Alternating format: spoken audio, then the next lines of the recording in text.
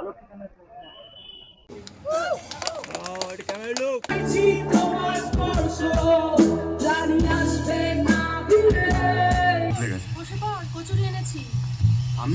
আজকে যা যা হবে সব দেখে ফেলেছি। মানে ট্রেনে খেয়ে ভাসতে ভাসতে চাঁদে চলে যাওনি তো? আমরা সবাই চাই যে এরকম একটা টাইম মেশিন যেন আমাদের হাতে লেগে যায়, যে যখন তখন আমরা টাইম ট্রাভেল করে ইদার পাস্টে চলে যাব, বা মোস্ট অফ দ্য টাইমস আমার মনে হয় আমরা সবাই ফিউচারে যেতে চাই, তাই না? বাট আমার যদি পাস্টে যাওয়ার সেই ক্ষমতাটা আমি হাতে পেতাম, সেটা টাইম মেশিনের থ্রু দিয়েই বা ম্যাজিক দিয়েই হোক না কেন, হ্যাঁ আমি ডেফিনেটলি পাস্টে যেতাম, গিয়ে আমার যে ভুলগুলো আমি করেছি সেইগুলোকে হয়তো কারেকশন করতাম, যাতে সেই ভুলগুলো আমি না করতাম, সেরকম করতাম। But future, I don't think I would want to go to the future, because future টা না জানা থাকাটাই better. It's a surprise and I love surprises. So যা হবে হবে, সেটা जो होगा देख लेंगे. আর প্রেজেন্টটা তো প্রেজেন্ট, মানে it's the most important and সব থেকে ভালো, তাই জন্য it's called a present, it's a gift. So প্রেজেন্টটাকে ভালোভাবে বাঁচা উচিত, সেই সময়টাকে কাটানো উচিত। আর হ্যাঁ, টাইম ট্রাভেল করলে হয়তো ব্যাক গিয়ারে গিয়ে একটু পাস্টে গিয়ে ভুলগুলোকে ঠিক করে ফেলতাম। And that's it.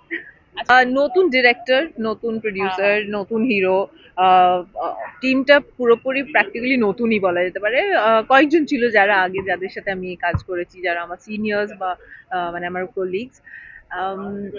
অনেক অনেক নতুন পরিচালকদের সাথে আমি কাজ করেছি। সো আই এম কি বলবো, I am use to working with new timers. তো সেই জায়গায় দাঁড়িয়ে Arka is yet another person with big dreams and lot of confidence. So খুব কনফিডেন্স নিয়ে, আর কি বলবো, ও পুরো ব্যাপারটাকে যেরকম ভাবে চালনা করেছে বা এগিয়ে নিয়ে যাচ্ছে, seriously he really knows what he wants. So he has all my best wishes. আর ছবি শুটিং সময়, হ্যাঁ অবভিয়াসলি সব শুটিং এর মধ্যেই কোনো না কোনো ভুল ত্রুটি থাকে, বা কোনো প্রবলেমস হয়, বা অ্যাট দ্য সেম টাইম তার সাথে খুব মজাও হয়। সো অবভিয়াসলি আমরা সেই ভুল ত্রুটিগুলোও কাটিয়ে নিয়েছি, বা সমস্যাগুলোও কাটিয়ে নিয়ে মজাও করেছি প্রচন্ডভাবে। So it was great fun. আর সায়েন্স ফিকশন তো সবসময় করতে পারি না, সো সায়েন্স ফিকশনটা অনেক সময় আমাদেরকে এই ক্ষেত্রে অনেক কিছু মেক বিলিভ, এক্সট্রা ভাবে মেক বিলিভ করতে হয়েছে, যে জানো এরকম হয়, জানো এরকম হয়েছে। সো সেইটা একটা, কি বলবো, দ্যাট ওয়াজ ফান। আর তাছাড়া হ্যাঁ, নতুন হিরো যেটা বললে, যে স্নেহম, নতুনে ও সত্যি, মানে আমি ওকে যেরকম ভাবে র্যাক করেছি, মানে বেচারা, পরে খারাপই লাগতো, ওকে এতটা এত কেন লেগ পুল করলাম। But he is been a sport throughout. আর ও যথেষ্ট, মানে কি বলবো, ইরিটেট করেছে আমাদের সবাইকে। বাট নো, ও খুব মন দিয়ে কাজটা করেছে, খুব খেটেছে, মানে his really work very hard for his character.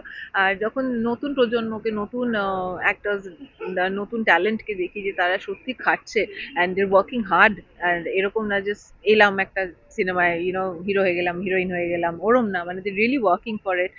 তখন দেখি খুব ভালো লাগে, বিকজ এটা আজকালকার দিনে না ভীষণ রেয়ার হয়ে গেছে to see somebody really work for their character, বা really putting their mind to it. So স্নেহমকে দেখলাম যে সত্যিও খুব খাটছে, আর মানে he put his mind to the whole project. So সেটা দেখে আমার সত্যি খুব ভালো লেগেছিল।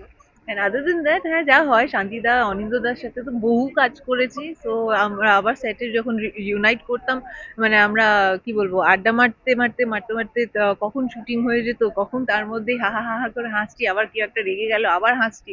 সো ইট ওয়াজ মানে একটা ইমোশনাল রোলার কোস্টার ছিল। But it was fun. এই বিশেষ দিন পয়লা বৈশাখকে ঘিরেই তো গল্পটা, এটা একদিনেরই গল্প, শুধু পয়লা বৈশাখ দিনেরই বিভিন্ন ঘটনা সমূহ। এমন একটা দিন যেটা কিনা কখনোই দোসরা বৈশাখে যায় না, দোসরা বৈশাখের আগেই শেষ হয়ে যায়। এখানে একটা আলাদা কনসেপ্ট, একটা নতুন ফেনোমেনা, একটা টাইম ভর্টেক্স একটা বিষয়, সেটাকে তুলে ধরা হয়েছে। সেটাকে কেন্দ্র করে গল্পটা তৈরি করা, যেখানে প্রতিটা দিনের মধ্যে, দিনের যে সময়, তার মধ্যে কিছু তারতম্য ঘটে, তার ফলে বিভিন্ন সময় মাত্রা, মানে টাইম প্লেন ডিফারেন্টভাবে অ্যাক্ট করে। সেইটা নিয়েই আমার গল্পটা, এটা টাইম ট্রাভেল নয়। হ্যাঁ, আমি বলতে গেলে এরকম বেশ কিছু গল্প লিখে এই গল্পটিকে আগে করবার খুবই ইচ্ছে ছিল, এবং এটাও একটা সিরিজ অফ গল্পই। তো সেটাতে খুব চিন্তা ভাবনা, অনেক এক্সপেরিমেন্টের পরে এক একটা কাস্ট আমি করেছি। স্নেহমকেও অনেক খোঁজা পাতা করে, অনেক ছানবিনের পরে পাওয়া গেছিল, এবং তারপরে দীর্ঘদিন ওয়ার্কশপ চলেছে। তারপরে গিয়ে একদম আমার ইন্দ্র, ওর ক্যারেক্টার ইন্দ্র করেই একদম সিনেমাটি শুট করা। Mumtaz does a fabulous job. এত হার্ডকোর অ্যাকশনস ছিল, এত chunks of English dialogues, explanation, scientific explanations খুবই ভালো হয়েছে। অনিন্দদাও ভালো কাজ করেছে, শুভস্মিতাও খুব ভালো করেছে, শান্তিদা তো ভালো করেইছে। তো সব মিলিয়ে ইট ওয়াজ এ গুড এক্সপিরিয়েন্স। আর যেটা চিন্তা ভাবনা করেছিলাম that got succeeded actually, but actual সাকসেসটা আপনারা বলবেন, দর্শক হলে গিয়ে দেখলে বোঝা যাবে। পর্দায় কবে আসছে কি দর্শক? একদম সামনের মাসেই এটি পর্দায় আসছে, আর এক্সাক্ট ডেটটি আমরা কদিনের মধ্যেই অ্যানাউন্স করব। যেটা অভিজ্ঞতা বলতে, যেটা আমি তখন স্টেজে বললাম হ্যাঁ। যে আমি তো একদমই নতুন, সো অনেক ভুল ত্রুটি করেছি, but the way people were patient around me, মানে ওরা, মানে যেটা বললাম যে আমাকে সহ্য করা হয়েছে থেকে আমি খুব জ্বালাতাম, এটা কি ওটা কি, এটা আমাকে মানে ওই মানে টু শর্ট এইসব আমি কী করে দেবো ওটা আমি আমি জানতাম না ওগুলো। যাই হোক, এবং ওয়েন ইউ হ্যাভ পিপল, এই যে শান্তিলাল মুখার্জি, এই যে মমতাজ সরকার, এই যে অনিন্দ্য ব্যানার্জি, এটাকে আমি পর্দায় দেখেছি বস, প্রথমবার স্ক্রিন শেয়ার করছি এদের সাথে, that's more than enough for me. এবং এর থেকে যা শিখতে মানে পেরেছি আর কি, যে আমাকে বলেছে এইটা এইভাবে কর, এখানে এরকমভাবে যা, নিঃশ্বাসটা এখানে ধরে রাখ, নিঃশ্বাস এখানে ছাড়। তো এগুলো প্রথম সিনেমা, এগুলো এরকম লেজেন্ডের থেকে কে পায়? আমি পেয়েছি, লাইক গ্রেট। এবং অর্কদার ব্যাপারে যদি বলি, অর্কদা is the super chill director. ঠিক আছে, মানে মাথাটা খুব পরিষ্কার, ইজ আ টাস্ক মাস্টার, এটা তো এটাই। বাট হ্যাঁ, মানে যেহেতু নতুন, আমাকে প্রচুর ইম্প্রোভাইজ করার জায়গা দিয়েছে, যেটা আমাকে অভিনয় মানে ফুলতে আরও সাহায্য করেছে আর কি। যে একটা ডায়লগ কথা আমার আটকাচ্ছে, আমি এভাবে বলতে পারছি না, তুই এরকম বল, তোর মতন করে বল, বলে দিলাম, হয়ে গেল। দেখছেন আপনারা, যারা সাথে কাজ করেছে তাদের থেকে কতটা হেল্প হয়েছে? মানে প্রচন্ড, বলো, প্রচুর প্রচুর প্রচুর, মানে বিট শুভস্মিতা, বিট শান্তি স্যার, বিট অনিন্দদা, বিট মমতাজ দি, প্রচণ্ড হেল্প করেছে আমাকে। মানে প্রত্যেকটা সিনের আগে, অন্তত শান্তি স্যার আর মমতাজদির সাথে আমি প্রায় প্রত্যেকটা সিনের আগে রিহার্সাল করতাম। শান্তি স্যার মানে শান্তি স্যার নিজে থেকেই বলতেন যে এইখানটা আমার সাথে রিহার্স যা, এখানে ড্রাই রিহার্স যাই, এখানে একটু তেল ড্রপ দেয় আমাকে, ঠিক আছে, চলে গেল ডিরেক্টর। তো এবং মমতাজ পুরো শুটিং দিলাম, বেকুল করেছে, মানে কি বলবো, মানে কাকু জ্যাঠা, মানে যাতা। She is a darling. She's a sweetheart to work with. She was very kind towards me. So was Onindra. So was Shubhoshmita. So yeah, I was very pampered on side.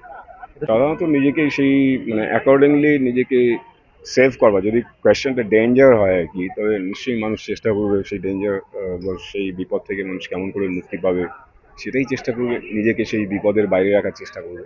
এই ধরনের স্বপ্ন আমি দেখিনি। আসলে মানুষ যারা স্বপ্ন দেখে তারা সেটাকে এক্সিকিউট করবার চেষ্টা করে। স্বপ্ন তো আসলে এরকম নয় যে মহাজাগতিক কোনো ব্যাপার নয়। সাপ্রেশন থেকে আমরা যদি অ্যাকর্ডিং টু সাইকোলজি যদি ফ্রয়েডের জায়গাও ধরি, তাহলে পরে দেখতে পারবো যে যা আমরা সাধারণত সাপ্রেস করি সেটাই কখনো কখনো স্বপ্নের ভেতর থেকে বেরিয়ে আসে। তো হতে পারে যে এরকম এটা সাইফাই, মূলত এটা জেগেও মানুষ কল্পনা করতে পারে, এরকম নয় আর কি। কারণ এই ধরনের গল্প লেখা বা এই ধরনের গল্পকে রূপ দেওয়া, এটা একেবারেই একটা সচেতন মনের কাজ।